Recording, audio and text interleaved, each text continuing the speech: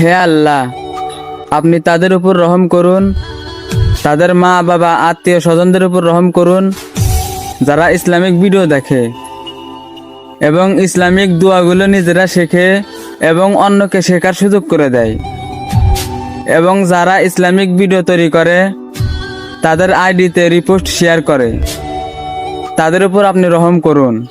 আজকে এমন একটি ভয়ঙ্কর গুনাহ থেকে বাঁচার দোয়া আপনাদের সাথে শেয়ার করব। সেই গুনাহটির নাম হলো চোখের জেনা।